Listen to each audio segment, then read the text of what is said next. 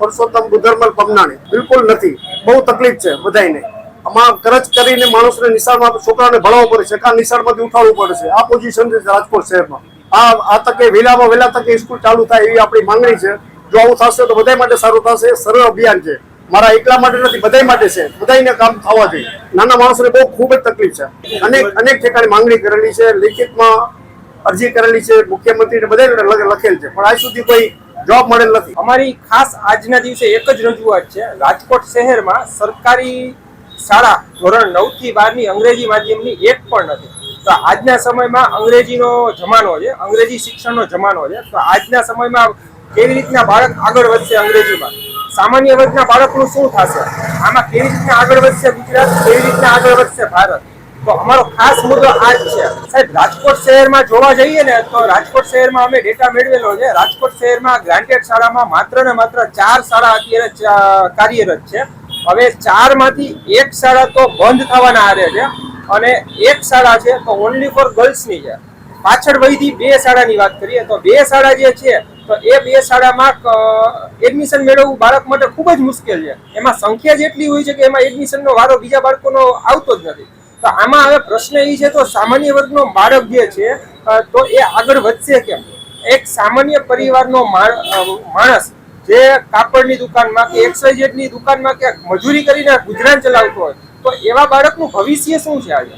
આજે સામાન્ય રીતે જુઓ તમે ખાનગી શાળામાં તો ધોરણ 9 થી 12 અંગ્રેજી માધ્યમમાં તમારે બાળકને ભણાવવો હોય તો પર યરની ફીસ 80,000 થી 90,000 રૂપિયા પર યરની ફીસ હોય છે. તો આ સામાન્ય વર્ગનો બાળક જે છે, માણસ જે છે, એનો બાળકને ભણાવશે કેમ? તો એ ખાસ એક ચિંતાનો અને અગત્યનો વિષય છે. તો એ જ ચિંતાનો વિષય અમને સતાવે છે. તો આવા બાળકનું ભવિષ્ય શું છે? તો આવા બાળકોમાં પણ CA, ડોક્ટર, એન્જિનિયર વગેરે જેવી ઊંચી પોસ્ટ ધરાવવાની ક્ષમતા અને આગળ અભ્યાસ કરવાની ક્ષમતા હોય છે. તો આવા બાળકનું ભવિષ્ય શું છે? અમારો આજ ખાસ સવાલ આ જ છે. આ બાબતે અમે રાજકોટના જિલ્લા શિક્ષણાધિકારી કચેરીમાં ઘણી બધી રજૂઆત કરેલી છે, ઘણી બધી લેખિતમાં અરજી આપેલી છે. તે ઉપરાંત ગુજરાત રાજ્યના મુખ્યમંત્રી, ગુજરાત રાજ્યના શિક્ષણ મંત્રી તેમજ કમિશનર ઓફ સ્કૂલ ગાંધીનગરને અમે લેખિતમાં રજિસ્ટર પોસ્ટ એથી ઘણી બધી રજૂઆતો કરેલી છે.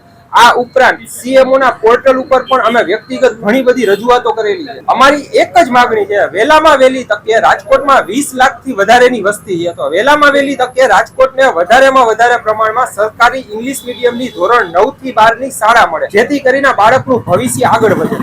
કોર્પોરેશને શાળા નંબર 100 ભગવતીપરામાં શરૂ કરેલ છે, પણ એમાં એડમિશનની પ્રક્રિયા હજી આજની તારીખ સુધી થયેલ નથી.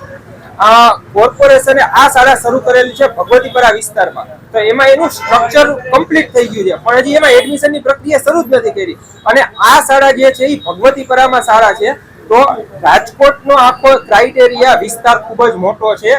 એક વિસ્તારમાં એક શાળાથી કાંઈ શક્ય ન બને. દરેક વિસ્તારમાંથી બાળક ત્યાં ભણવા જઈ શકે એવું શક્ય નથી, પોસિબલ નથી. તો રાજકોટના દરેક વિસ્તારમાં પોસિબલ હોય એટલી, શક્ય એટલી વધુમાં વધુ પ્રમાણમાં અને ઈઝી થાય રાજકોટની મધ્યમાં આવી શાળા મળે તો વધારે સારું. અમારી આ નમ્ર અરજ છે આપણે.